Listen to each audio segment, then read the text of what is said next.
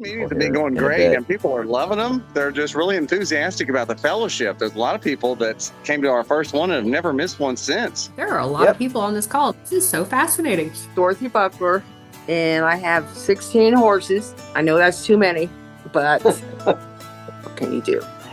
I heard about you guys through a Facebook ad, and just thought it was an awesome thing. And I'm always trying to share more about God and what he's doing for me anyway, so it fits in perfectly. I'm actually in Hawaii. Oh, wow. Victor Mathis, charter member, mentoring with horses out of East Tennessee. And so we've talked about having a name choice contest. So maybe we will. Yeah. He is a licker. You see him licking me? It's a cool shirt you're wearing. Yeah, I know, isn't it? I just got it this week.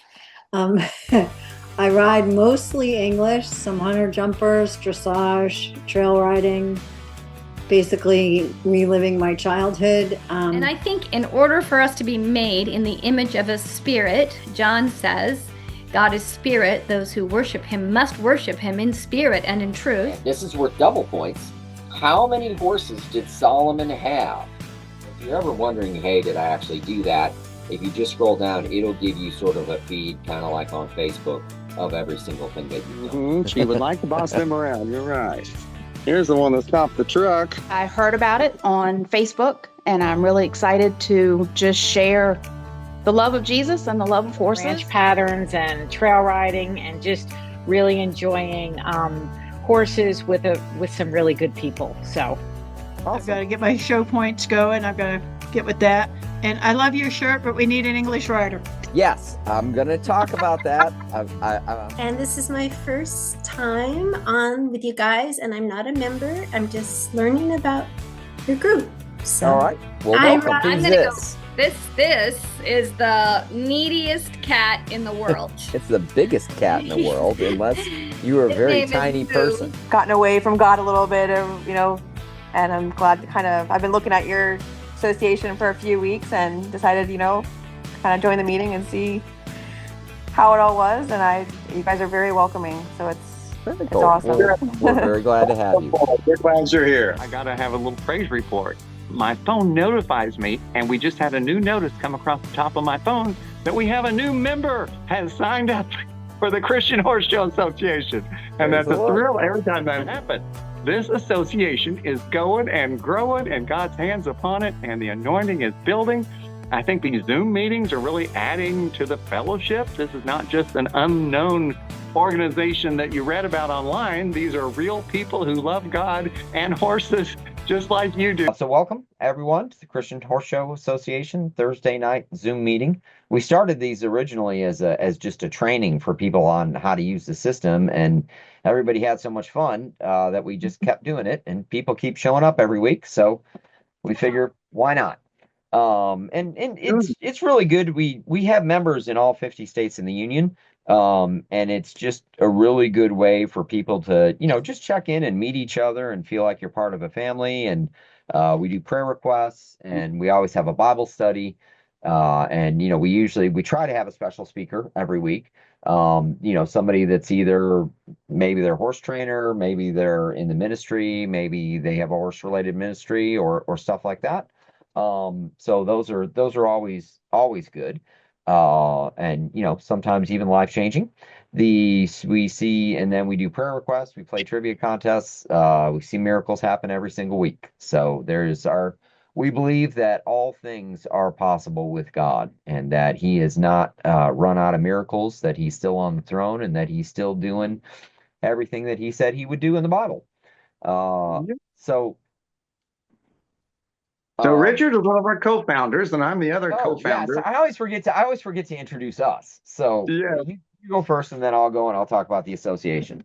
Okay. What does it say my name is under my picture? David. Oh, now you're back to Richard Varno.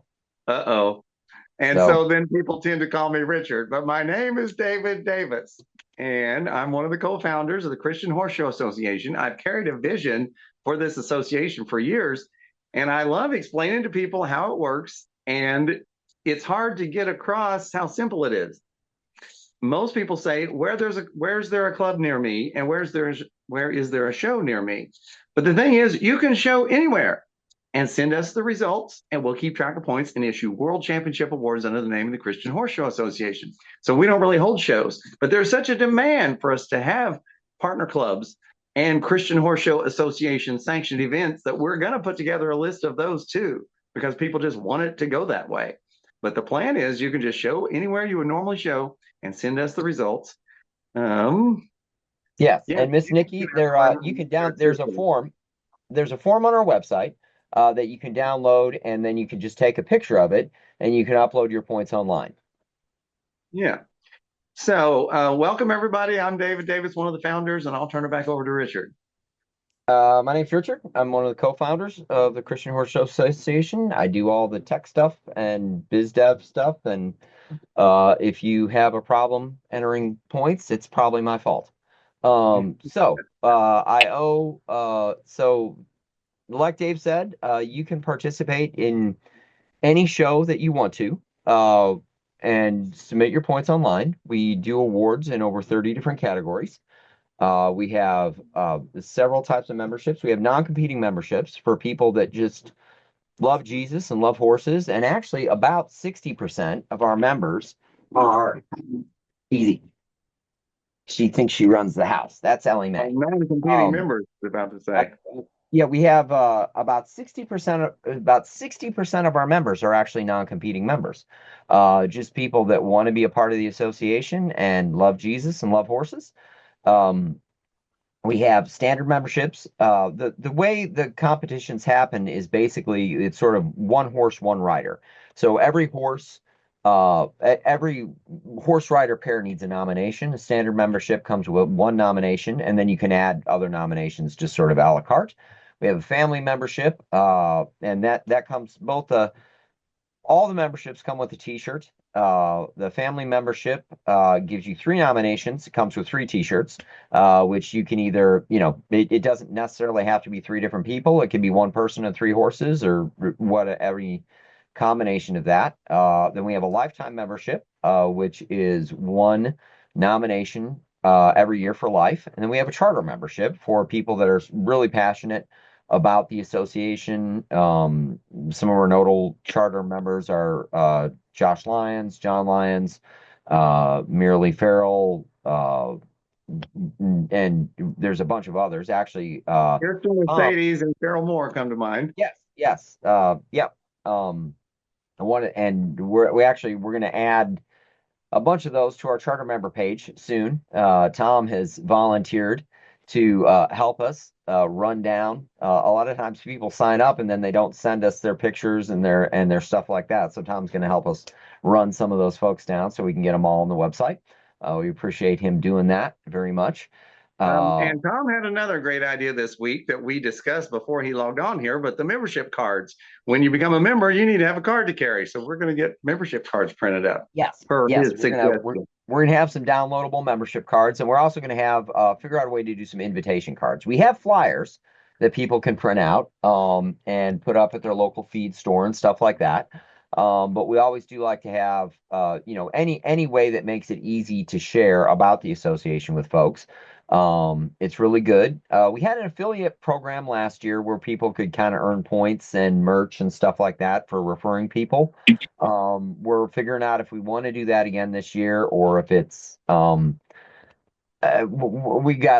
software we had for it last year was not great. So I'm still in the process of trying to unravel all that, and we'll probably do it again, but I just need to figure out a better way to do it. And to add to our list of charter members, I think Coby Nix should be one of our next charter members added to our website. And we just had a weather warning come up there. There was a tornado in Bloomington. What, Coby? I was just saying what you said. Tornado in Bloomington. Yeah, Lord, thank you for protecting those people. We just rebuke that storm. We command it to stop in the name of Jesus. Yes. I have I have 0 horses. My wife has 4 horses. Some quarter horses, a halflinger, and a mini. We've done cowboy cleaning. Pardon? Who does the stall cleaning? I do the stall cleaning. So that's what I thought. How does that work? She does too. She does too. But I some of my best prayer time is out in the barn shoveling All right. horse poop. You're a good So sport. I try not to complain too much about it because it's a good time to be alone and think. Anyways, so that's about the association. We should have the member dashboard. I was going to have the member dashboard up tonight, but I finally found there was a problem where people were having where they were uploading their points and it would just hang. And I finally figured out what that problem is. I figured that out last night, and so I've got to get the fix in for that. So we will have the member dashboard will be up by next week. So you can. I've had a lot of people ask about renewals. If you're a non-competing member, it should just renew automatically, just like all the standard memberships did, and those will start to renew anytime now. If you don't want to renew, you can go in and cancel beforehand. But if you don't cancel, you will get charged for the next year. We're going to send out a mailing with some stickers and things of that nature. And we're still running our special on our hoodies, on our As for Me and My Horse, We Will Serve the Lord hoodies. So definitely go check those out. Those are awesome witnessing tools. And let me say one thing on that note is that I want sweatshirts without hoodies, and I wanted to get them for our trainers for the Triple Crown Colt Starting Challenge. And so, Coby, would you prefer a sweatshirt or a hoodie? Whatever you give me. I wear both, so. I never wear hoodies. They get in my way. I want a sweatshirt. So I'll wear a hoodie and then just never use the hood. So I guess I same. guess if you wear a cowboy hat, Yeah. wearing a hoodie doesn't make sense. Right. So we're going to get sweatshirts. I'm believing we're going to get sweatshirts on there, but no hoods. That's what I want. They're on there now. Let's get together tonight. We'll get them ordered. Good. Yeah, I made them for you. So, it's weird when you bend your head back, your hat completely disappears. Disappears, yes. Yeah. Yeah. All right. The hoodie special. She doesn't want a hoodie. The hoodie specials will go through the end of the month. Okay. So, and if you don't get paid until the first, send me a message and we'll figure out. We'll make sure you get the discount. And there is no February 29th. All right. Yes. I think that's everything on the association. We'll talk about partner clubs next week. I think we've talked about that enough. Richard, did you Yes, figure ma'am? out how you're going to offer the academy memberships for the lesson students with lesson horses? I did figure that out. I still have to get the code done to where people can do it. So we'll probably talk about that not next week, but the week after. Okay, cool. And you're gonna be our guinea pig for that, I think. Okay. Awesome. So I guess what we'd like to do now, we always have a special speaker and a Bible study. So I'd like to turn it over, Dave, if you want to introduce Coby. We'll get started. Okay, sure. This is Coby Nix. He is one of the trainers that's participated in our Colt starting challenges. We had Toby and Coby, Toby Richard from Kentucky and Coby Nix from Central Indiana. And these three guys have been great to work with. We've gotten 9 Colts off to good starts. And those of you who came and watched us train these Colts, it's a great learning experience. And we're going to do another one at the end of February, 27th, 28th, and March 1st. And we knew some people have asked about what airport to fly into. So we believe our crowds are growing. If anybody would like to come and watch us, we're going to be training more untrained Colts. And the Yateses are on here tonight who are going to provide the Colts for that challenge. So that's all up and coming. So I'll get out of the way and introduce you to Coby Nix. Hi, I'm Coby Nix. I'm a Colt starter in Monrovia, Indiana. I do all sorts of horses. I've had thoroughbreds. I've had a couple drafts and draft cross that have made it to Churchill Downs, and they're pony horses for Monty goats. I got a smooth talking style colt in my barn who's going to be my NRCHA Reined cow horse, and then we'll probably do the range riding on him as well. That's kind of my deal. I just happened to find Dave on Facebook looking for a trainer to do the colt starting competition, the Triple Crown. And I reached out to him because I had some free time, and that's kind of how him and I got started to knowing each other. And it's just a great thing to do. It's a good opportunity for people who don't want to spend 90 days worth of money on training to still get a really good foundation on their horse. So yeah, that's kind of my deal intro. Great. Did you have a scripture in mind? Yeah, are you doing a yes. Bible study tonight? Yeah, go ahead, and you've got about 20, 25 minutes to talk about Perfect. anything you want to, Bible study, whatever you want to, horse training tips, however you want to mix it up. Cool. Sounds good. So I actually have two Bible verses. One is, they're both super important to me. One is more personal, and one is kind of between my wife and I.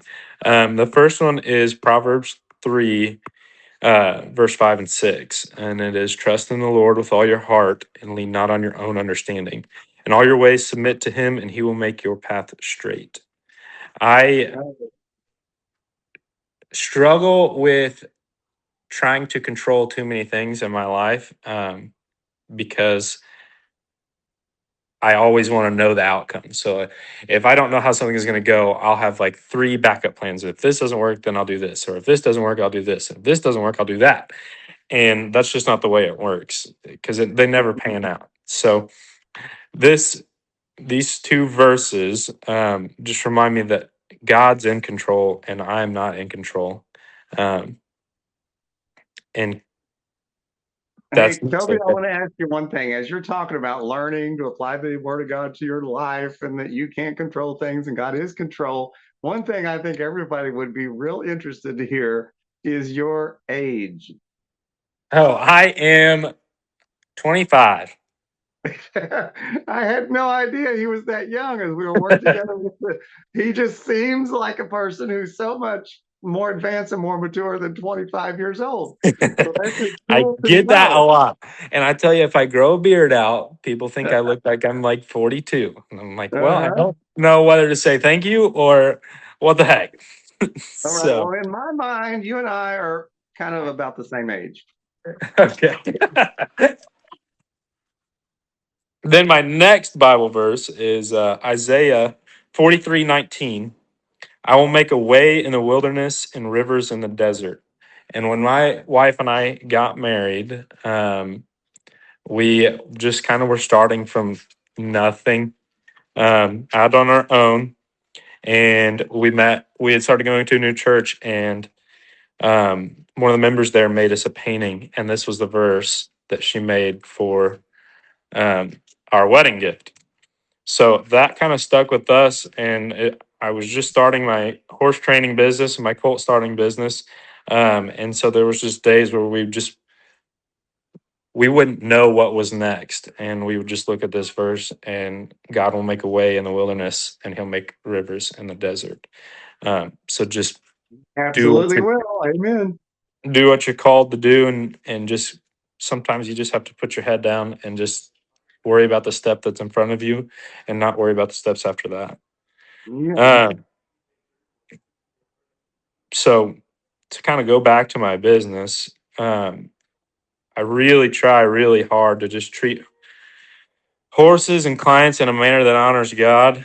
By that, great. I'm just being present with my clients and understanding that I am messing with their hobby. So they're paying me to do, one, what I love to do, two, with the thing that they love.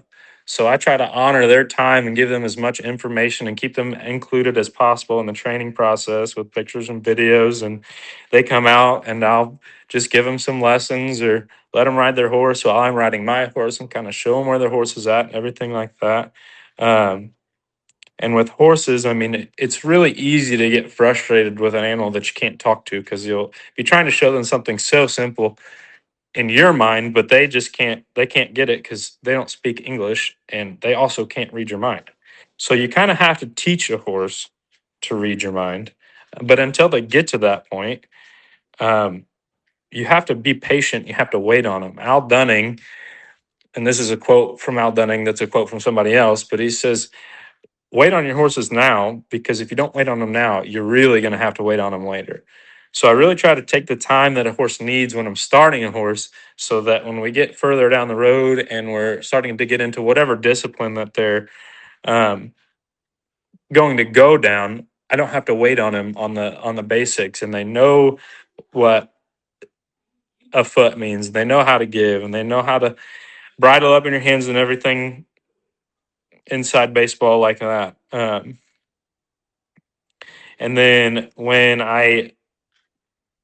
because now that I'm saying that, I was a little hesitant to do these colt starting competitions because you're kind of just giving these horses a fire hose of information in 3 days, when you really do a colt start in like preferably 60 to 90 days, but you can do it in 30 days. And 30 days is really pushing it for a lot of horses. So when we do these colt starting things, we're trying to teach them all of this information all at the same time. So I was just hesitant about that because at my heart, I'm a horseman at the end of the day. I want to do what's right for the horse. So we did this. I went ahead and did it because I would like to get my name out, and it was just a good opportunity, especially being that it's Dave, and with him starting the CHSA and everything. I thought, well, this would be a good thing to do. And so we showed up and got started and everything, and it was the first one I'd ever done. And the expectation is that you do as much as you can for the horse with horsemanship in mind. It's not about winning the competition. It's about doing what's best for the horse.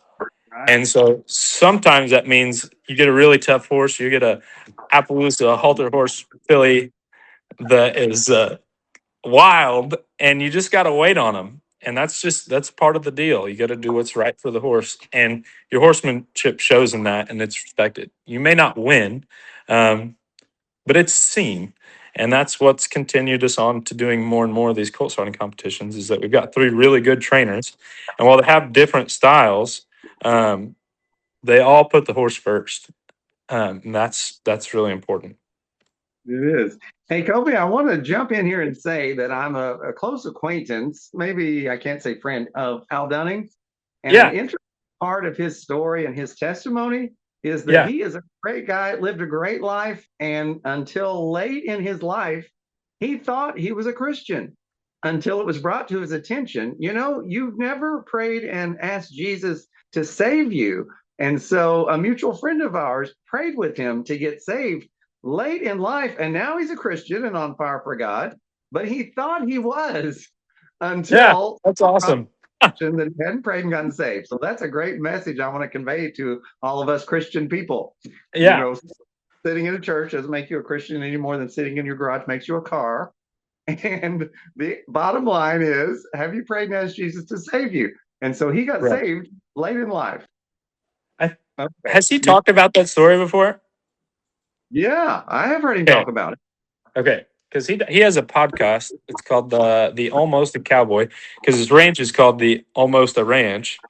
So he has a podcast, and it's called the Almost a Cowboy. And he talks to a bunch of really big people in the cow, horse, and the reining industry. And I feel like I've heard him talk about that on there. So back to the colt starting competitions. Like I said, we've got 3 great trainers. You guys know Dave. I'm a colt starter, and I'm getting into the cow horse and the ranch riding. I haven't shown because I just get busy with life, and the horses that I've had up until now have not been like on schedule to be show horses. So I just rode them and made good horses out of them, and people love them and work off of them and trail ride off of them and do everything else. They've got the same maneuvers, but they just weren't going to be show horses. So now I've got some more horses in my barn with the intention of training them to show. So I will be showing this year, and so on. Then we have Toby Richard, and he is a thoroughbred trainer. And the way the thoroughbred guys do things, from my understanding, is they don't put a lot of emphasis in the start. They want to saddle on their back, and they want to get on them and go.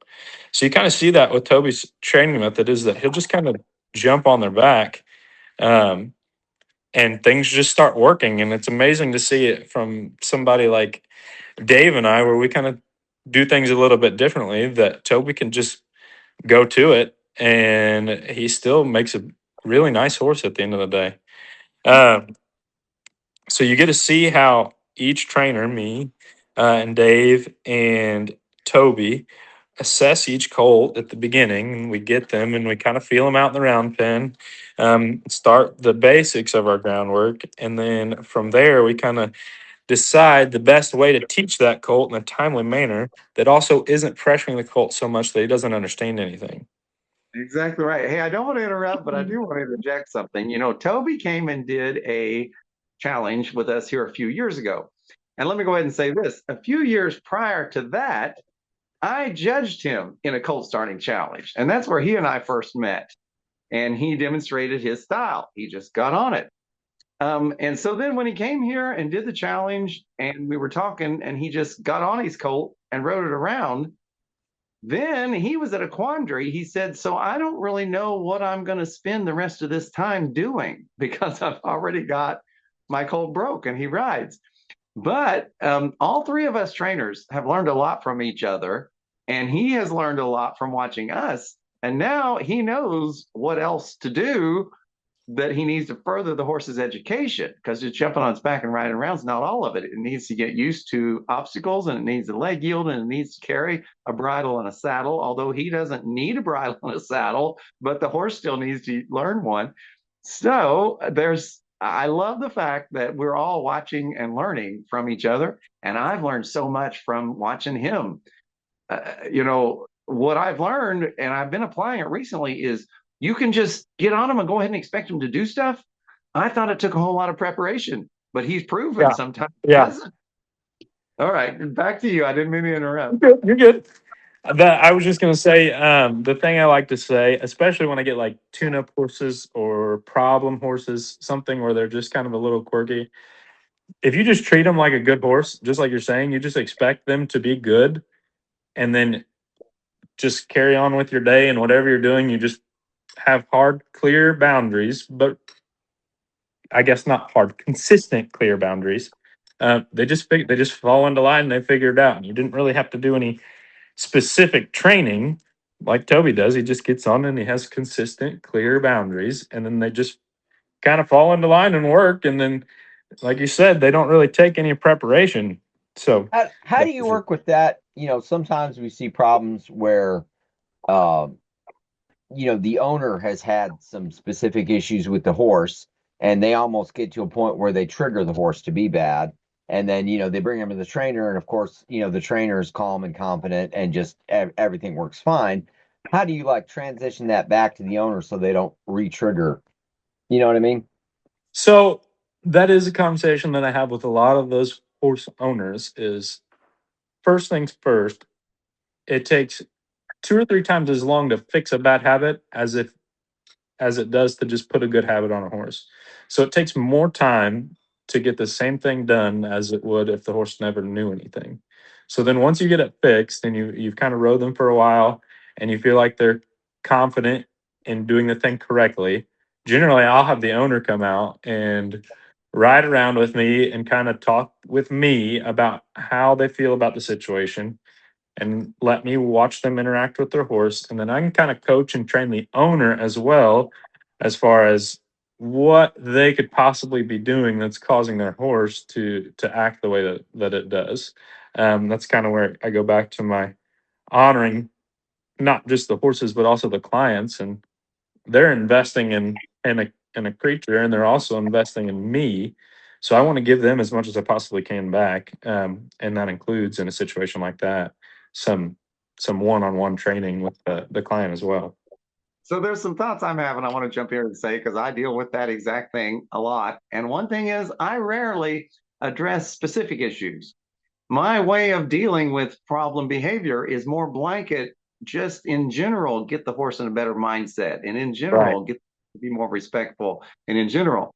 Okay, then the other thing I want to say that I frequently say, when I've been working with the horse, the owner comes, they're going to ride the horse. They really don't know what to ask it to do, or, they're waiting for me to tell the person to do everything. And I frequently, as a joke, say when they get on their horse, just ride him like he was yours. Yeah, right, exactly. Just do your thing and let me watch, and then I can help you. Yeah, definitely. Go ahead, just do whatever you normally do, and I'll offer suggestions. So that's a good question, Richard. And it's a broad answer. I think in many cases there's no specifics. It's broad spectrum. You just generally get the horse in an agreeable mindset, and a lot of those problems just kind of disappear. I would definitely agree with that. I feel like when you have a horse come in for a specific problem, it is, while that problem is the face of whatever their issues are, it's an overall just not necessarily unwillingness, but a horse that needs to learn to give again and needs to learn to want to be around and want to be helpful. I would agree with that entirely. Oh, let's see what else. The Yates are on here, and Dave and I were talking. It sounds like we're going to have some really nice quarter metallic cat kind of cool quarter horses coming in for the next competition. So be sure to stop in for that because that'll be really cool to see. We've kind of had a smorgasbord. Go ahead. What I would call a level playing field. 3 quarter horses coming from the same ranch. That's probably going to be similar horses, as opposed to a hunter pony and a draft cross 18 hand whatever. But we had such a hodgepodge of different horses. I think we're going to have 3 more similar horses at our next one. I would agree. That's what I was going to say. We've kind of had a smorgasbord of horses, everything from drafts and draft cross to we had some quarter horse type horses, and we had some hunter jumper dressage kind of horses. So now that we've got a breeder we've got 3 horses all come from the same place, it's going to kind of even the playing field for all the trainers, and we'll really be able to see what everybody is capable of doing. That being said, every horse is its own individual, so one might be crazy and one might be a little better, but that's just the way it goes. That's the nature of the Colt starting deals. And like, I'm gonna harken back to what I said earlier about it's more about the horsemanship and not necessarily as much about winning. I mean, of course, everybody wants to win, but you kind of have to. Part of the competition is putting the horse first. So kind of dying to yourself and honoring the horse and making sure that it gets the best foundation that you can give it in 3 days. Which usually in these past couple competitions we've been have been really good foundations. I agree.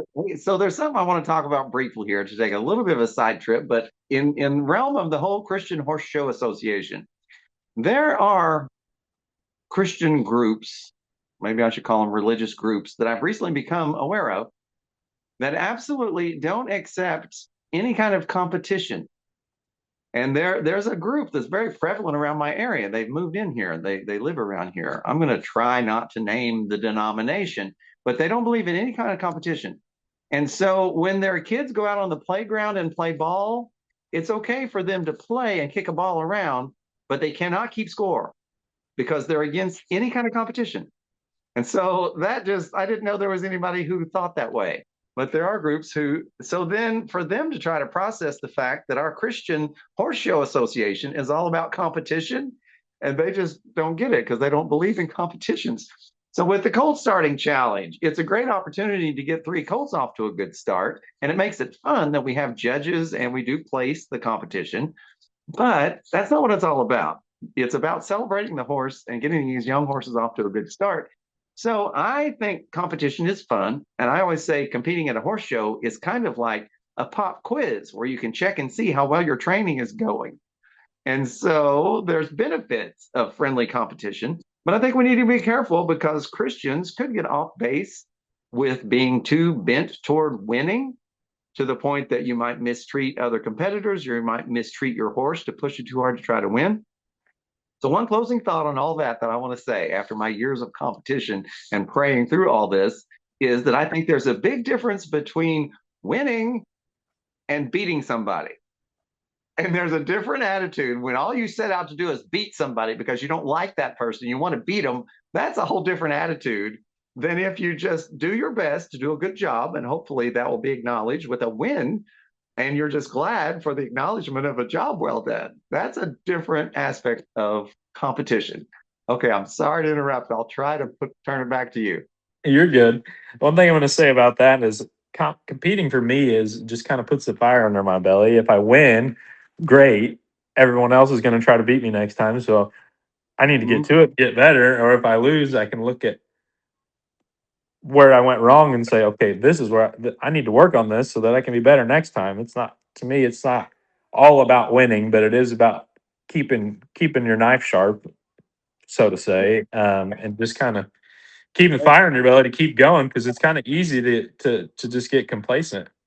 Yeah, Tom just put in the chat the scripture that says, as iron sharpens iron, so one man sharpens another. And we Right, can exactly. have a positive influence on each other. Yep, absolutely. So you have anything else to say, Dave, before I go into my testimony and everything? No, go right on into that. Okay. So I grew up Catholic. I went to Catholic school. I kind of moved all around. I lived in Indiana for a while. I moved down to Georgia. Moved back up to Indiana. And when all that was done, I wound up at a Catholic school. I went to Catholic school all the way till freshman year. I went to Roncalli, which, if you're from Indiana, it's a prep high school in Southport. Um, and it was fine. It was probably better than public school as far as upbringing goes, but that's where I learned about religion. My family wasn't, excuse me, necessarily religious. So being a Catholic, you kind of fall into that legalism and that kind of guilt just all the time, feeling like you're kind of doing something wrong. And as I was becoming an adult, a young adult, I guess, I didn't run away from it, but I definitely fell out of religion and out of Christ and everything. And it was just not on the forefront of my mind. So just kind of working and not really thinking anything, not having really any direction. And I had downloaded this app. It's called Tinder. It's an online dating app. Um, and my very first Tinder date was with my wife, Chloe. And I was her first date off of this app. It was the first time we'd ever had an online date when we had met each other. And then we just pretty much since that day have spent every single day together since then. And we've been together 6 years and married one. We have a beautiful little girl named Wesley, and she is 10 months today. So that's kind of how that started. And then in the midst of all that, we needed somebody to do our premarital counseling. Not because anything was wrong, but we wanted guidance of just, hey, think about this as you go on with your life. So we found our pastors. Their name was Matt and Carrie, and we kind of stuck with them, and they did it, and it was kind of whatever. And then we just kind of started going from church, and then it's kind of been nonstop ever since. And not too long ago, probably 2 months ago, I got baptized. And probably 5 or 6 months ago, my wife got baptized. And we serve in the church, and everything is going really good there. It's kind of turned our life around, and we're not so much worried about everything going on around us and the ways, I guess, the ways of the world. And just kind of when times get hard or work gets slow or whatever, we can take solace and take joy in the fact that we're living for something. We're living for Christ and to go to heaven. And so that's kind of redirected our entire lives. Sorry, my wife just showed me my baby covered in food. It was cute. Gosh, I just lost my train of thought. Anyways, it's just completely changed our life. In the way we think about everything, and the way we help others, and the way others interact with us, because we've found a group of like-minded individuals that is kind of hard to come by in today's world, that are all great people and all follow Christ. And um, it's just dramatically changed our life. I kind of started rambling and kind of lost my train of thought there. So That's okay. What we're talking about is the influence that Christ has had on your life since you turned back to him and got yeah, baptized, and everything's going yeah, great. I'm Yeah. loving this story. Yeah. I serve at church. I'm on the worship team, so I play acoustic guitar. I Um, did that until recently, so we got to play some music together yeah, sometime. absolutely. Yeah. My wife serves in the children's ministry, and she greets at the church too because she's always smiling. So it's a great way to walk into church when somebody's happy that you're there and smiling at you. So we kind of use our talents to the best of our ability there. Sounds great.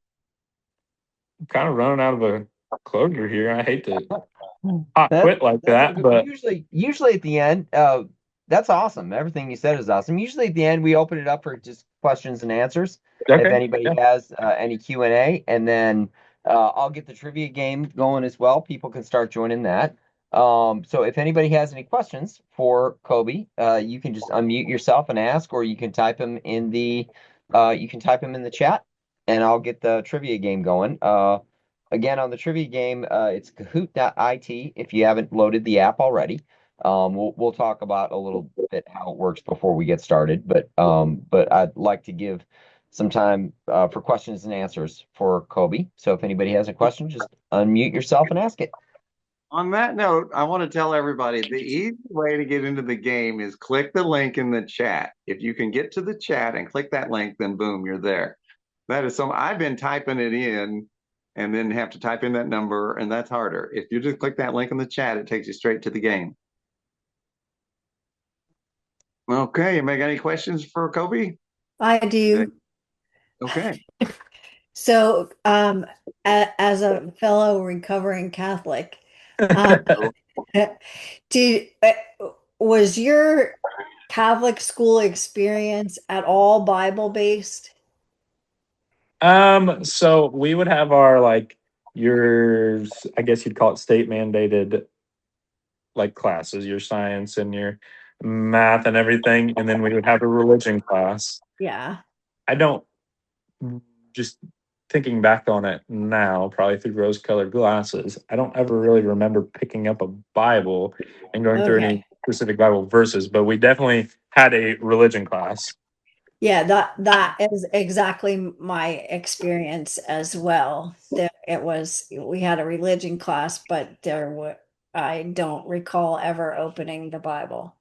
Yeah, I would agree. I was just having a conversation with somebody, and they were asking me about because I told them I was a recovering Catholic, and they were asking me about the Deuteronomical, the extra 7 books in the Catholic Bible, and I didn't even know that was a thing. And I was like, the more I thought about it, I remembered. But there's 7 extra books in the Old Testament and the Catholic Bible. I couldn't even remember. So obviously, I was today years old when I learned that. Yeah. Yep, it's called exactly. It is called the Apocrypha, and they're not necessarily that they're leaving out the Word of God that should be the focal point of the education. Yeah. So I'm glad you guys are seeking the truth of the Word now, and you didn't get it back then. Yeah. On the extra books, I was curious about that, and I did obtain a Catholic Bible because I wanted to read the extra books that aren't in the regular Bibles, see what's in there. Yeah. You know, and it struck me as okay stuff, but not great stuff. Right. It seemed like there was any meat to what's left out of our Bibles. But it was just information. It wasn't. Now, one of them was explained in the beginning that is a fictional story.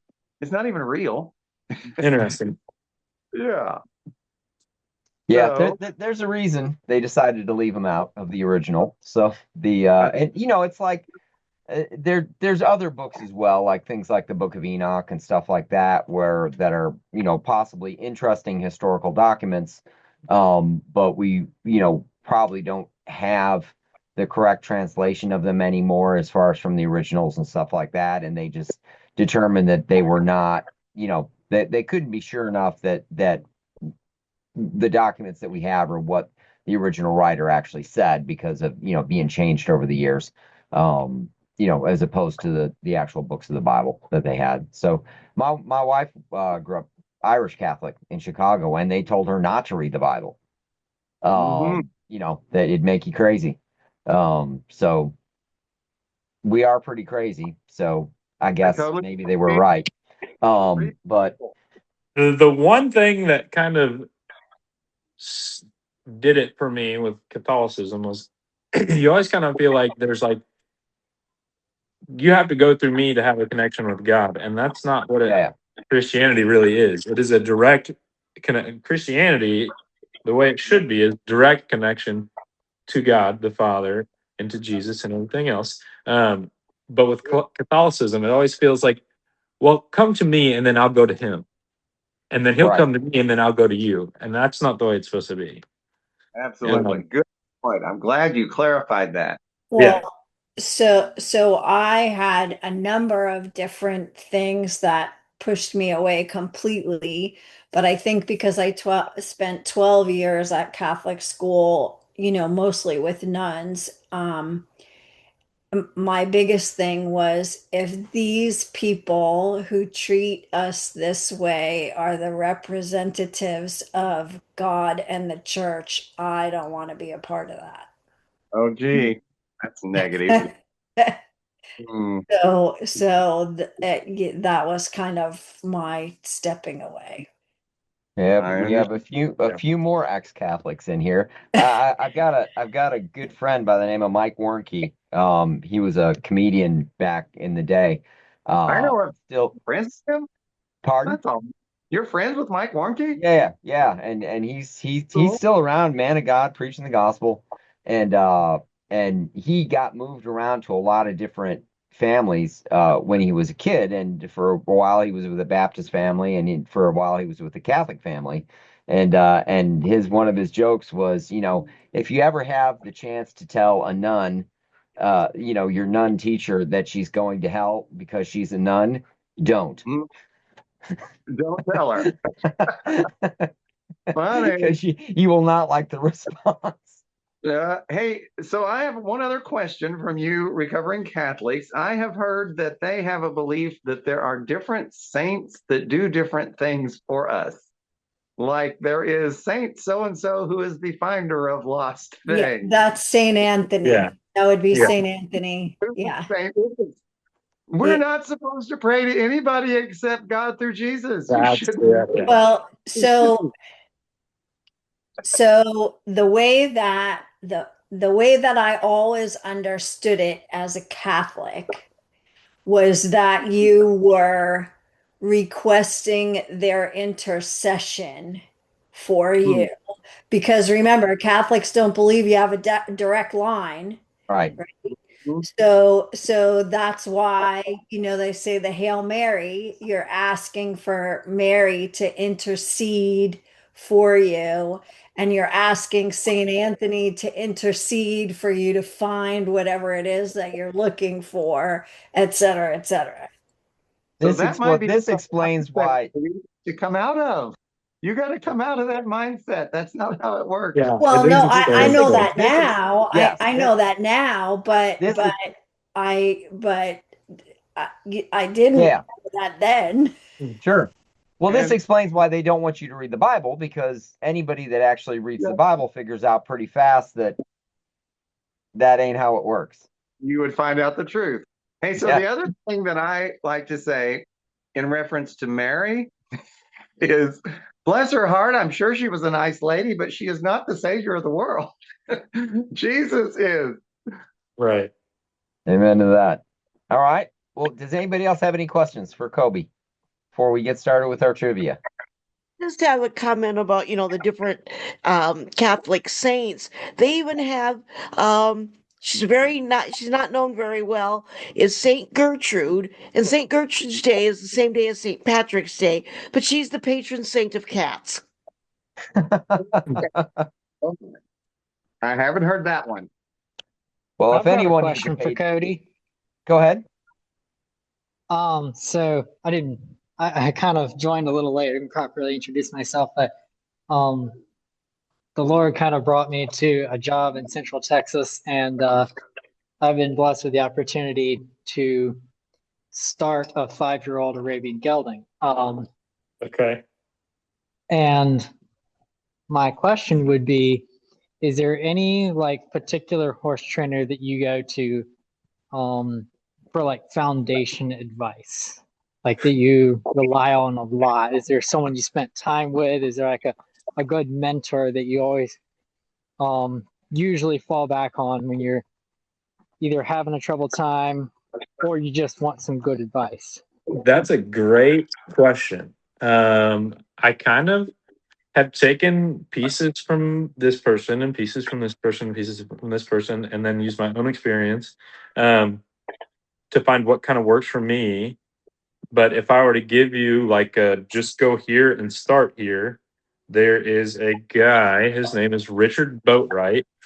He has a kind of like a online subscription deal where you can pay a little bit of money, and then he has I can't remember, like a start your Colt in 20 days kind of deal where he takes you through every single training session. For the first day, you do this much and try to get this out of them. Then you do this and you try to get this out of them. You do this, try to get this out of them. I would go there. I think it's called B1 Horsemanship online. That would be a good place to start if you just don't have access to anyone around you. I feel like he's pretty informative and pretty I wouldn't say ranchy, but like very matter of the fact. He won't give you like the runaround of like you need to do this and this and this so that you can pet your horse. He'll tell you how to get a job done. And that's probably where I would go. Great. I'm kind of anxious to chime in here on answering that question too. And my go-to over the years has always been John Lyons, and he has carried the title of the world's most trusted horseman. And, I have trained lots of different horses over the years, and I get along fine with thoroughbreds and Arabians. But one thing that I know going in as a word of advice is that if you needed to lunge a quarter horse for 10 minutes, you would need to lunge a thoroughbred or an Arabian for 30 minutes, like 3 times as much, because they're known for their stamina and they're very awkward. They like to go and go and go. And I call it working the nervous energy out of them. And so if you did have kind of a rough quarter horse that needed to be lunged for a half an hour, then that means your Arabian would need to be lunged for an hour and a half to go 3 times as long as your quarter horse. But with that in mind, I don't watch the clock and I don't lunge them a certain number of minutes, but I do lunge them until you can tell they get rid of their nervous energy and they're ready to calm down and focus and listen. And it does take way longer for the Arabians and the thoroughbreds. And therefore, I get along with them fine because I don't expect them to come out of the stall nervous and act good. You get them moving and get rid of the nervous energy. Then they can calm down and think and act good. So there's a bottom line advice. And then if you want to look up John Lyons, you'll see good videos. Like he's based on lunging them in a round pen. And he's the guy that I quoted earlier. If you're not sure he's ready to get on, then don't get on it. He'll teach you how to do more groundwork until you know that they're ready to ride before you ride them. And the other thing with those horses that I love to apply is ground driving. You can lunge them, but then ground driving teaches them to give to the bit and stop and turn and steer. And I think they need to know all that before you get on their back. So there's he's a CHSA charter member. Right. So we can always give him a shout out. Awesome. Well, good questions. Does anybody else have any other questions before we get? Again, there's a link in the chat. I'll throw it in again just because it's kind of gotten down through there a little bit. But if you are joining the chat, please put in your first name, your middle initial. The way that it works is that we have 10 questions, a mix of horse questions and Bible questions. Each question has 4 answers. They're color coded. I'll read the question, then I'll read the answer, and you can click on the color on your app of the appropriate answer. I'll read the color and the answer together, and you not only get points for getting the right answer, but how quickly you get the right answer. So we'll give everybody just a minute to join here. Let me look. I've got Nikki, Ty, David, Melinda, Coby, Louisa, Carolyn, Melissa, Eileen, Mary, Tom, Marcia, and Chris. Well, that sounds like a lot of. I see Coby in there. Is anybody else still trying to join? I see Candy and Katie. I see Miss Rebecca. Jam says she's trying to join on her phone. We'll give her just a second.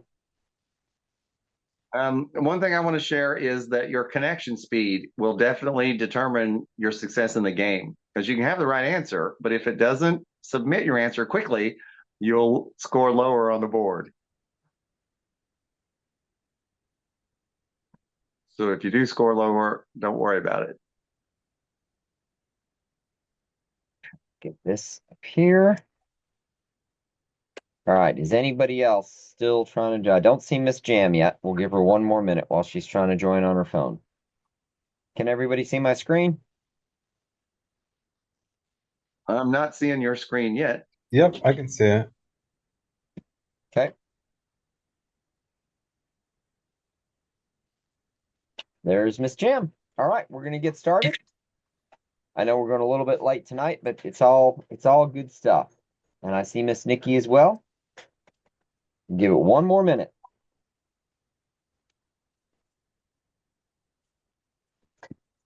All right, I'm out of coffee, so I'll have to talk fast this time. Okay. All right, here we go. Welcome to CHSA Trivia, February 19th. First question. How many jars of water did Jesus turn into wine? Red, 5, blue, 6, yellow, 7, or green, 12. How many jars of water did Jesus turn into wine? Red, 5, blue, 6, yellow, 7, or green, 12. And the correct answer, only one person got this right, is 6 jars of wine, approximately 150 gallons of wine Jesus made for that party. Wow. And the only one that got it right was Ty Evans, so he's in the lead. Let's move on. Next question. What is the name, the medical name of the covering of a horse's feet when it's born? Red, epocneum, blue, navicular slippers, yellow, phalanxistis, or green, baby boots. What is the medical name of the covering on a horse's feet when born? Red, epocneum, blue, navicular slippers. And I thank you for answering, so I didn't have to read all those again. And the correct answer is red, epocneum, or I'm sure I'm not pronouncing that correctly, but some of our vet students can correct us on that. And Ty still in the lead. Jem Jeff, second place. Rebecca, Nikki, and Louisa all on the board. Things change rapidly around here. Oh, I realized I didn't set anything to double points this time. So every question will be equally valid. Number 3, what province did the Holy Spirit prevent Paul from preaching in? Red, Thessalonica, blue, Macedonia, yellow, Samaria, or green, Asia. What province did the Holy Spirit prevent Paul from preaching in? Red, Thessalonica, blue, Macedonia, yellow, Samaria, or green, Asia. And 8 people got this right. These are some good questions. Again, my wife came up with all the questions for these. So it's going to be a little more challenging than normal because she's pretty smart. Mm-hmm. All right, Tom is the highest climber. He's up 3 places. Jam and Jeff now in the lead. Chris on the board. Ty still on the board in 3rd place. David now on the board. And Miss Louisa hanging in there in 5th place. Next question, number 4. Which of these horses is not born dark and turning gray later in life? Red, Andalusian, blue, Blue Roan, yellow, Lipizzaner, green, Arabian. Which of these horses is not born dark, turning gray later in life? Red, Andalusian, blue, Blue Roan, yellow, Lipizzaner, or green, Arabian. And 5 people got this right. Blue Roan is the only of those 3 breeds when it's going to end up gray as an adult. Andalusians, Lipizzaners, and Arabians are all born dark and they turn gray later in life, where a Blue Roan is born pretty much the same color that it is the whole time? Good question. And Jam and Jeff still on top. David has moved up. Coby has moved up 6 places on that one. Ty still on the board. Chris on the board. And Louisa still on the board. Next question. What direction did the angel tell Philip to go meet the Ethiopian eunuch? Red, north, blue, south, yellow, east, green, west. What direction did the angel tell Philip to go to meet the Ethiopian eunuch? Red, north, blue, south, yellow, east, green, west. And 6 people got this right. The angel told Philip to go south, where he met the Ethiopian eunuch and got translated, which we've had a few questions on that. One of the coolest stories in the Bible. I think about the movie Jumper when I hear about that. I wonder if we'll be able to travel that way in heaven. Jam and Jeff now has 4 correct in a row. She's still on top. Ty has moved back up to 2nd place, followed by Chris. David's still on the board, and Tom now on the board in 5th place. Next question. I believe we're halfway there. 6. What is the 5th gait of an Icelandic horse? Red, a tolt. Blue, a running walk.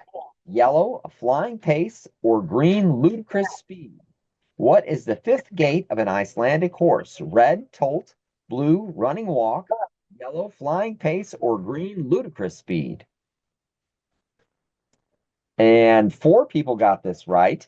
The 5th gait of an Icelandic horse is the flying pace. The 4th gait, which is a 4-beat, is called a tolt, but they have one that's even faster than that. I have an Icelandic horse, and she can do all 7 gaits. 7 gaits? Yes. I thought there were only 5. There's 7 with Icelandics. That I'll have to look that up. It sounds like another trivia question that we can have.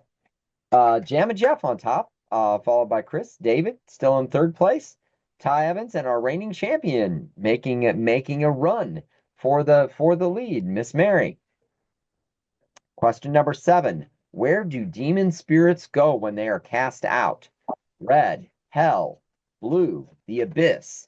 Yellow, the dry places. Or green, Taco Bell? Where do demon spirits go when they are cast out? Red, hell. Blue, the abyss. Yellow, the dry places. Or green, Taco Bell? And the correct answer is 3 people got this right. The dry places. Jesus said in the book of Matthew, when a spirit is cast out, it goes to the dry places. Not always. Jesus sent him to a bunch of pigs one time. And I had a bunch of other answers, but my wife told me that I'm not allowed to say any of them. So, okay, but I want to say one thing. So then when they went into the pigs went down the slope and committed suicide. Yes, suicide. Right. Mary has made a huge jump from 5th all the way to 1st place. Jam and Jeff hanging in there. Shows you how fast things can change.